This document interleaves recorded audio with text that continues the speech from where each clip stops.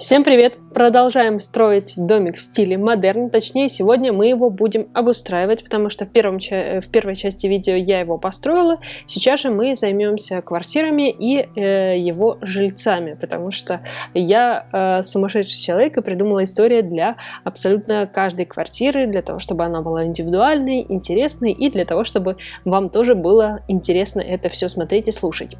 Так вот, начну я с того, что я, конечно, немножко неразумный человек, потому что не очень правильно, в общем, расположила вход в мой дом, в мои квартиры наискось, и лестницы категорически не хотели нормально ставиться. Это был какой-то немножечко кошмар, ужас. В общем, мне не очень понравилось. На втором-третьем этаже я, конечно, исправила, уже больше выровняла, но все равно, в общем, не повторяйте мои ошибки, честно. Не надо так делать, надо все под прямым углом, потому что разработчики не захотели делать так, чтобы лестницы наискось ставились. Так вот, напомню, стиль модерн – это стиль конца 19 века, начала 20 века. Он отрицает все остальные, не отрицает, а впитывает и немножко отрицает все предыдущие стили. Он за плавные линии, за натуральность, за природные линии, за, в принципе, натуралистичные всякие орнаменты и так далее.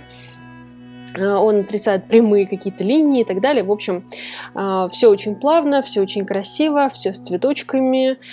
И мы продолжаем наполнять, точнее, я продолжаю наполнять все квартиры, которые я тут задумала.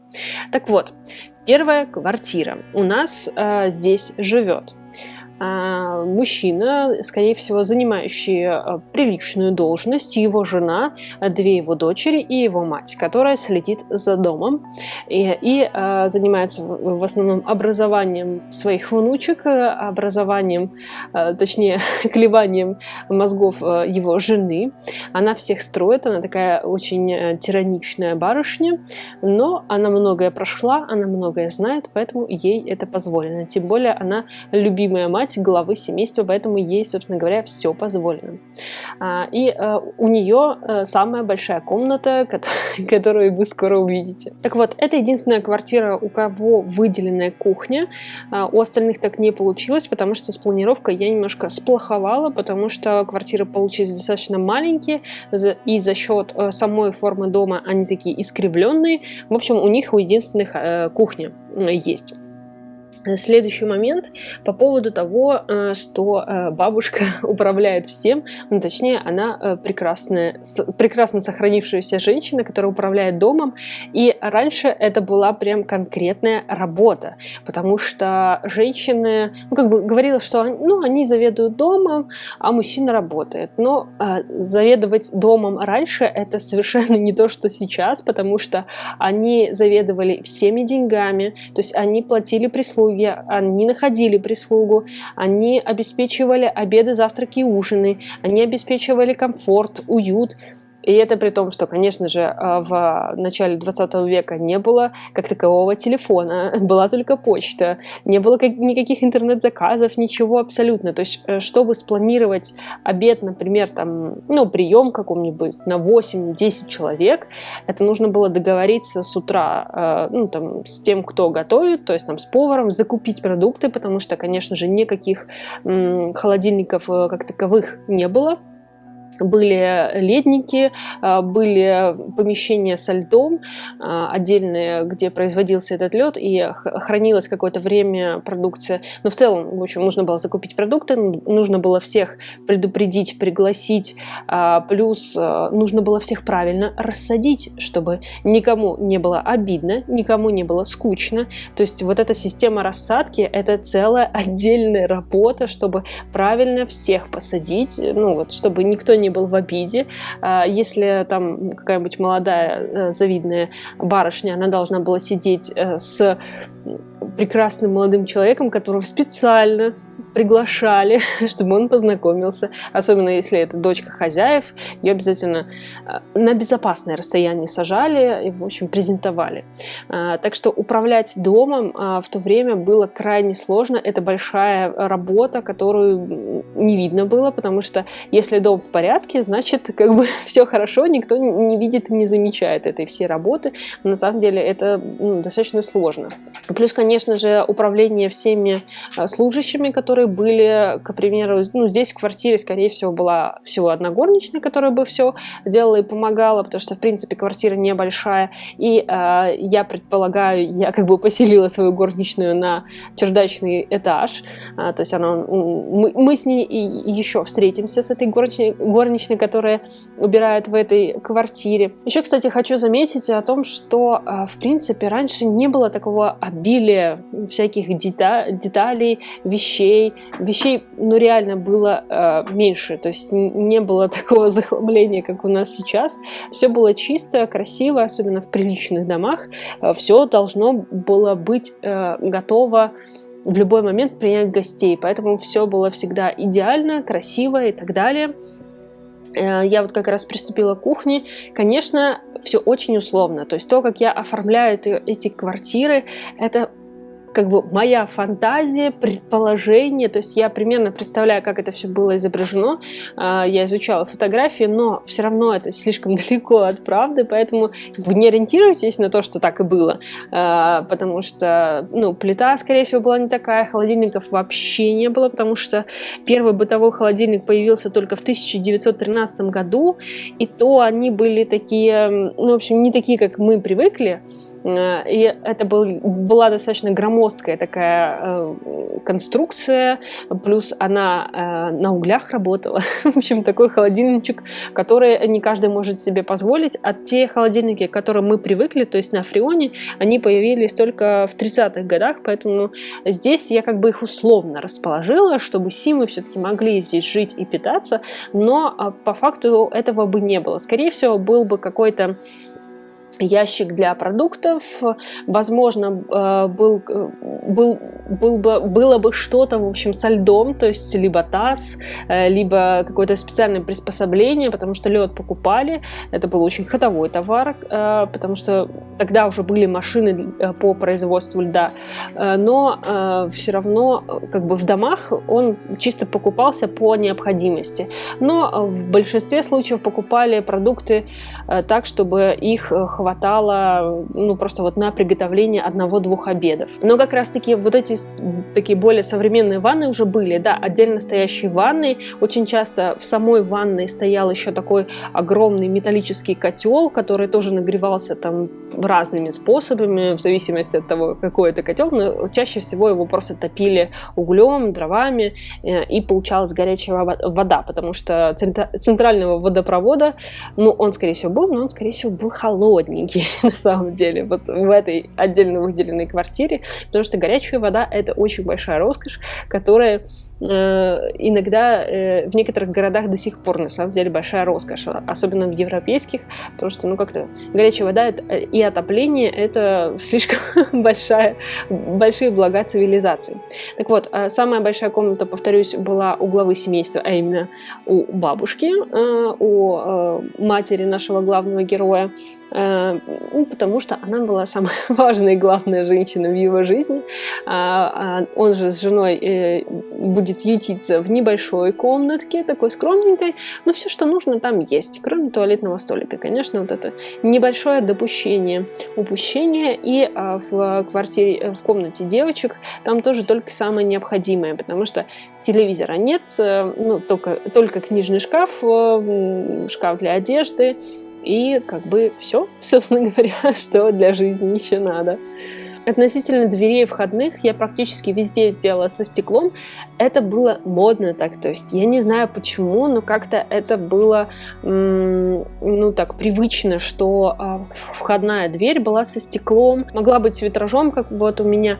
Это было, дань моде, с одной стороны, с другой стороны, наверное, они не сильно боялись каких-то ограблений, провокаций, не знаю, потому что зачастую в тех домах, которые были такие все двери, у них была там консьержка или консьерж, лифтер и так далее, поэтому там было большое количество людей, которые не пропускали лишних, так сказать, людей. Вот. Но, кстати, эта мода сохранилась до 50-х годов. В некоторых квартирах того времени оставались полностью стеклянные, с такой занавесочкой красивой.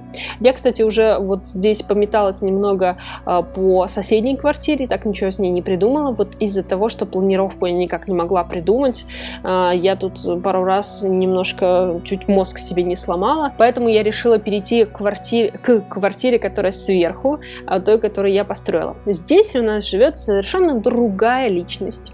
Это дама в полном расцвете сил, которая прекрасно выглядит, которая абсолютно довольна своей жизнью, она наслаждается ей в полном объеме, и, скорее всего, она получила какое-нибудь неплохое наследство, которое ей позволяет абсолютно не работать и радоваться жизни, продолжать, не заботясь о деньгах. На самом деле, такое часто раньше бывало, что те или иные люди получали наследство, но не сразу одним куском таким большим, а какое-то пособие, то есть кто-то из родственников им что-то завещал, и каждый месяц им выделялась какая-то определенная сумма. Это была распространенная практика. Скорее всего, наша дамочка такая, потому что она не замужем, она любит вечеринки, она любит шумные гулянки, она любит, чтобы в ее квартире было много людей, поэтому пространство такое открытое, куча всяких безделушек, большая кровать, и как-то все так уютненько. На самом деле, кстати, когда я ставила эту кровать, вспомнила историю о том, что, это не из того времени, но тоже интересно по поводу того, что большая кровать посередине комнаты, по воспоминаниям соседей по коммуналке Маяковского и Лилии Брик, когда они еще в начале, когда Маяковский не так много зарабатывал, им еще не выделили отдельную квартиру, они жили в коммуналке. И, в общем, в их небольшой комнатке, в этой коммуналке практически не было места, и из всех предметов, на которых можно было сидеть, была только одна огромная кровать. Но у них постоянно были гости, у них постоянно кто-то приходил, у них было много друзей и так далее. В общем, была шутка, что все гости, которые приходили к Маяковскому и Брик, они побывали у них в кровати, потому что, по сути, не было другого места, где посидеть. Поэтому, в общем, я вспомнила про эту историю. Думаю, что и гости нашей барышни тоже побывали в ее кровати.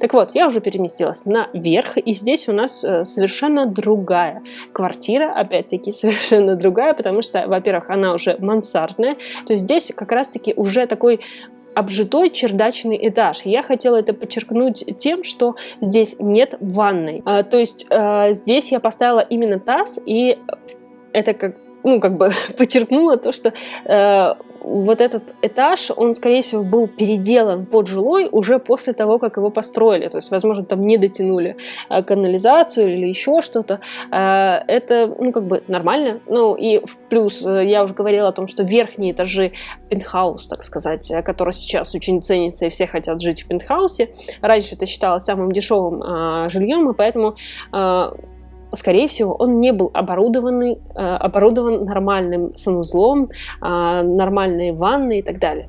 Поэтому я это постаралась подчеркнуть. Здесь у нас живет художник, немножечко бедный, пока еще не разбогатевший, но уже хорошо пишущий художник, которому я тут наставила много чего. Сразу хочу оговориться, потому что у меня немножко болело сердце, когда я строила. Все дело в том, что здесь, конечно, очень много света, и, в принципе, для художника это хорошо, когда много натурального освещения.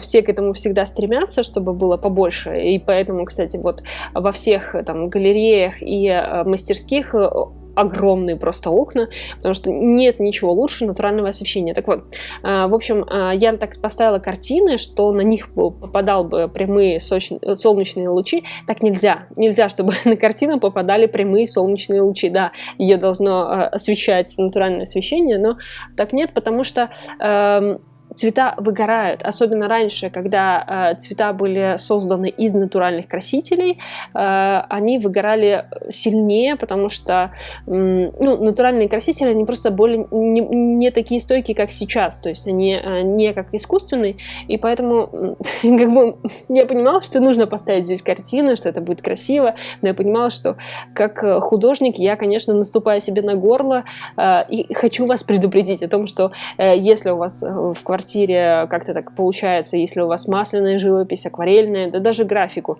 нельзя оставлять на солнце, пожалуйста, уберите в тенечек куда-нибудь, где не попадают прямые солнечные лучи. Так вот, художник у нас здесь мужчина, потому что женщинам было очень сложно стать художницами, какими-то известными. Ну, в принципе, начало 20 века, конечно, уже началось движение вперед, началось уже движение за женщин, за то, что они имеют права, за то, что они имеют права обучаться и так далее, иметь высшее образование, но все равно это все было так сложно, и в основном в Академии художеств были мужчины, такие махровые академисты, которые редко кого принимали за своего, и вот я думаю, что вот этот художник, он тоже пока еще не входит в эту Академию искусств, потому что сложно туда попасть, и в принципе, конечно, даже если он неплохо зарабатывает, этот художник, то сами краски, они и сейчас, в принципе, дорогие, а раньше они были гипердорогие, потому что они делались из натуральных компонентов, то есть масляные краски, они делаются на основе масла и пигмента, и вот эти пигменты, они были натуральные, они стоили достаточно дорого, их сложно было получать, особенно красные оттенки, потому что нужны были определенные жучки, в общем, для этого, точнее их крылышки, насколько я помню.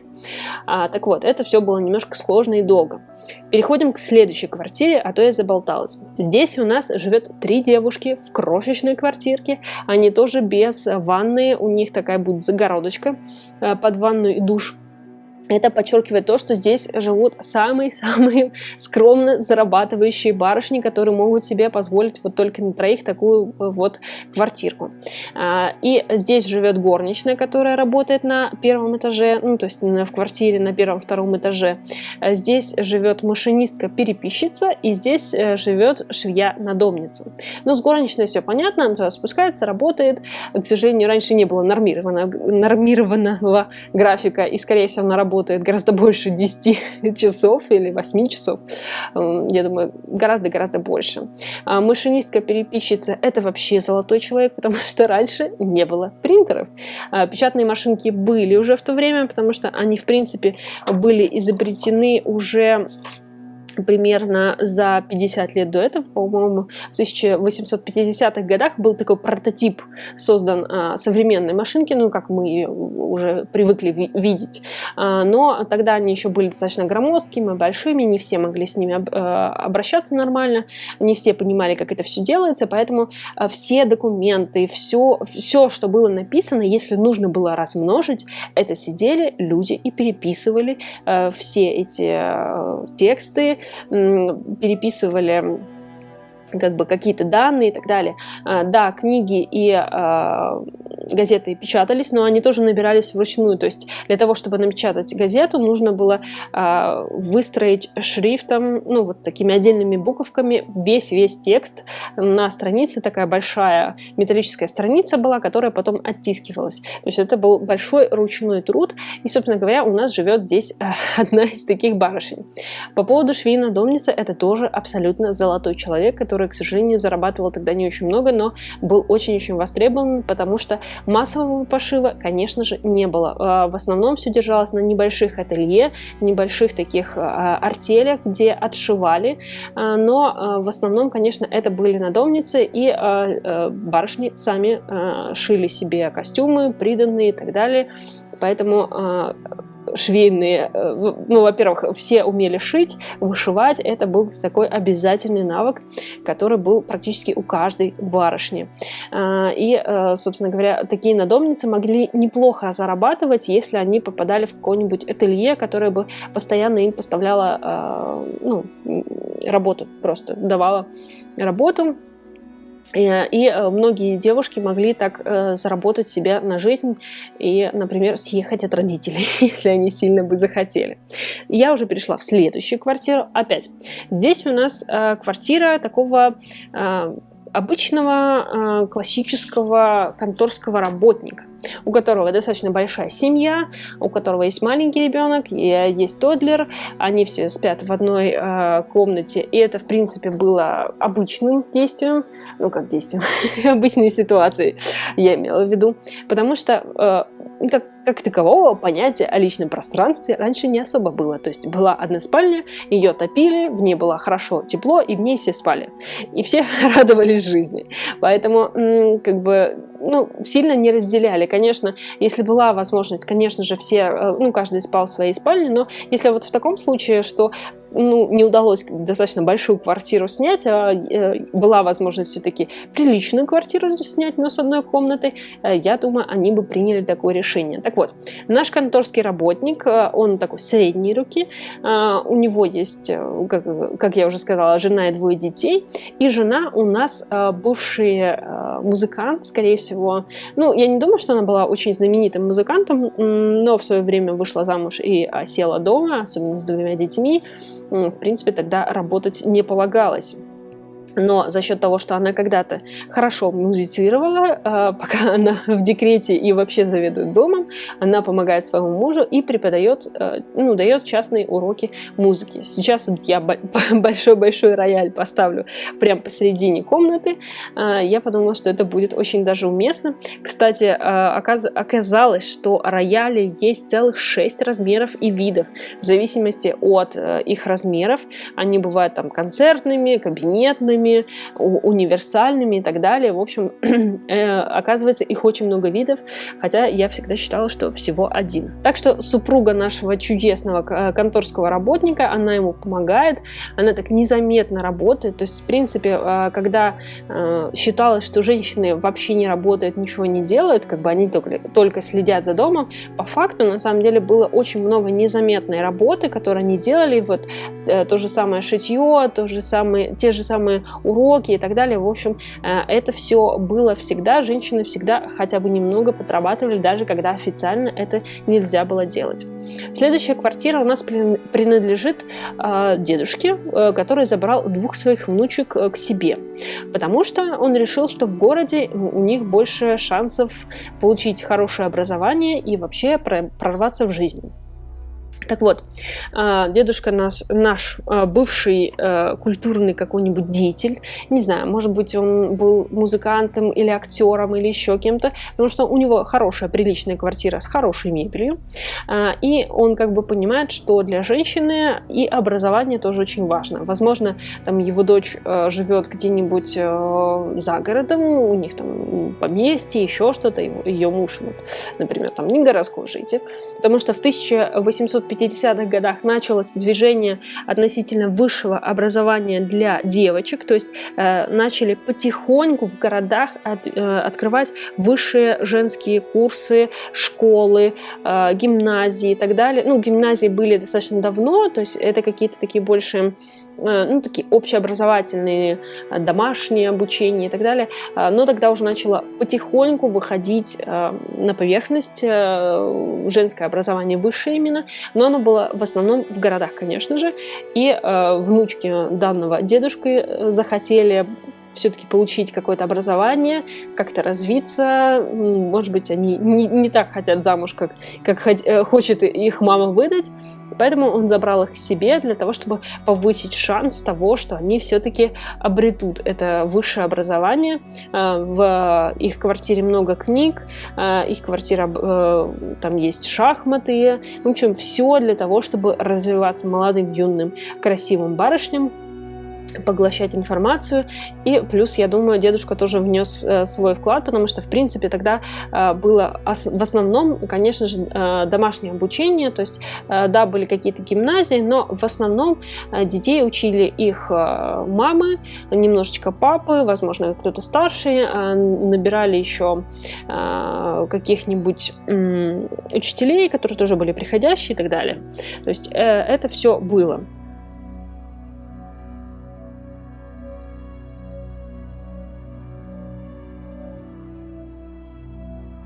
И уже последняя квартира, но я здесь так быстро пролетела, там была маленькая картинка с Египтом. Мне очень хотелось ее поместить, потому что это очень сильно характерная вещь для того времени, потому что в 1922 году раскопали Тутанхамона, и тогда началось такое массовая истерия по Египту, потому что начали в декор добавлять, начали этих бедных мумий вытаскивать, потому что там же помимо Тутанхамона, который с вот этой потрясающей золотой маской, там было еще много других мумий. В общем, начали это все раскапывать, все начали массово туда ездить, это начался такой очень, ну как сейчас в Турцию все ездят, тогда модно было в Египет ездить именно на пирамиды, посмотреть, сходить туда, обсудить мумии, обсудить проклятие фараонов и так далее. В общем, это было очень модно именно такой штукой, поэтому я не могла не включить. И последняя квартирка у нас писателя, такого с женой, который публикуется, потому что он живет на первом этаже.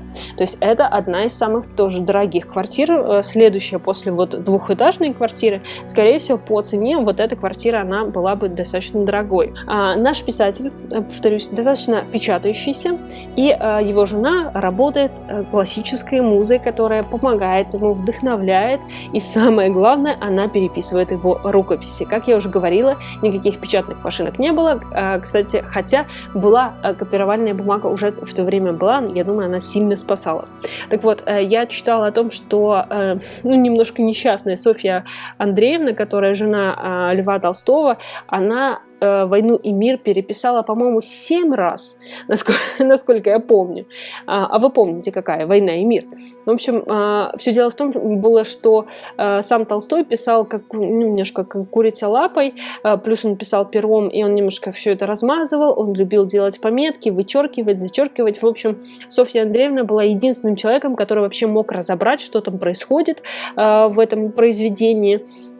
Она это все собирала, корректировала и отдавала издателю, потому что, в принципе, «Война и мир» получились такие огромные, отчасти еще и потому, что одна из глав была, не то что случайно, но просто как бы для интереса опубликована в «Русском вестнике», и всем так понравилось, что решили, что дальше нужно продолжать это писать, а «Русский вестник» платил Толстому за каждую страницу, и это было очень, это были очень приличные деньги, поэтому, в общем, он растягивал как мог, потому что семья большая, у него там 9 сыновей, 2 дочери, в общем, там еще, небось, уже в то время внуки пошли, так что семья большая, ртов много, нужно всех кормить, поэтому он писал долго, тщательно, расписывая все на свете, зато получая хорошие деньги. И, в принципе, в то время жены писателей выступали в качестве их секретарей очень часто. Они переписывали их тексты, они относили редакторам, они добивались публикации, они проделывали вот эту работу даже, я бы сказала, менеджера, который помогал, вдохновлял, пинал и делал все, чтобы писатель писал и продавался тоже в свое время. Поэтому быть женой писателя в то время было сложновато, я бы сказала. Потому что, например, жена Булгакова получила самый большой гонорар уже после того, как его не стало, когда наконец-то опубликовали «Мастера и Маргариту». И первое, что он... и, собственно говоря, на все эти деньги она купила себе шубу, потому что сам Булгаков всегда обещал... не то, что обещал, но говорил ей о том, что когда он получит большой гонорар, он обязательно купит ей шубу, потому что она ему помогала, она его вдохновляла, в общем, в знак благодарности. Так вот все наши семьи. Я надеюсь, я вас не заговорила. Надеюсь, вам было интересно. Подписывайтесь, ставьте лайк, досматривайте. До следующих построек. Пока-пока.